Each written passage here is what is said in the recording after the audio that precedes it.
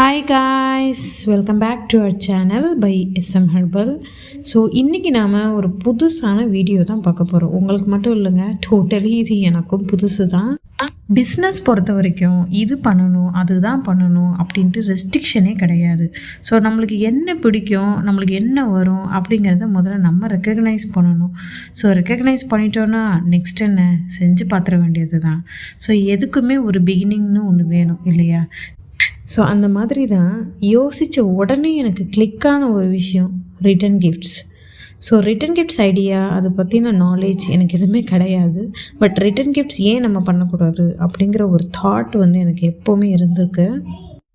எனக்கு தெரிஞ்சு ரீசன்ட் டேஸாகவே இந்த ரிட்டன் கிஃப்ட்ஸில் ஒரு ஹியூஜ் ரெஸ்பான்ஸ் இருக்குது. நிறைய பேர் சோப் மேக் ஆன்லைனை பேஸ் பண்ணி பண்ணுற ட்ரெஸ்ஸு சேல்ஸ் பண்ணுறது, ஸோ ஆன்லைனில் மார்க்கெட்டிங் இந்த மாதிரி நிறைய பண்ணிக்கிட்டே தான் இருக்காங்க. நிறைய பேர் என்கிட்ட கேட்டிருக்காங்க, நீங்கள் சோப் பிஸ்னஸ் பண்ணுறீங்களே, ரிட்டன் கிஃப்ட்ஸ் பற்றிலாம் ஆட் போடுறீங்களே, ஸோ ரிட்டன் கிஃப்ட்ஸ் பண்ணுறீங்களா, எங்களுக்கு பண்ணித்தர முடியுமா அப்படின்ட்டு கேட்டிருக்காங்க. ஸோ அப்போ தான் நான் இதை ஸ்டார்ட் பண்ணேன், ஏன் நம்மளும் இதை பண்ணக்கூடாதுன்னு.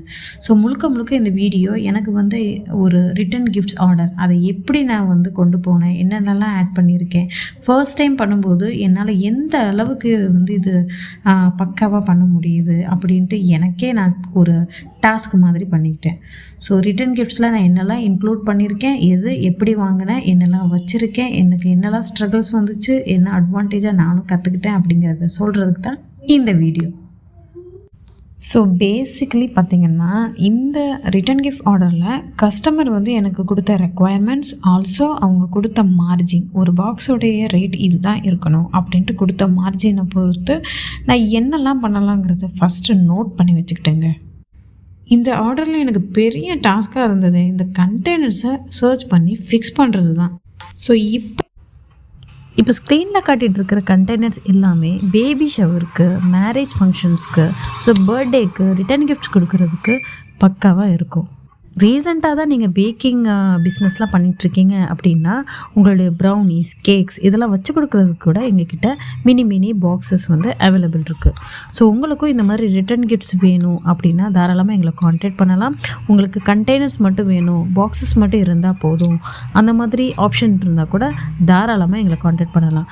நான் சோப் பிஸ்னஸ் பண்ணிகிட்ருக்கேன். ஸோ சோப் கூட கேண்டில்ஸ் எல்லாமே நாங்கள் பண்ணிக்கிட்டு இருக்கோம்.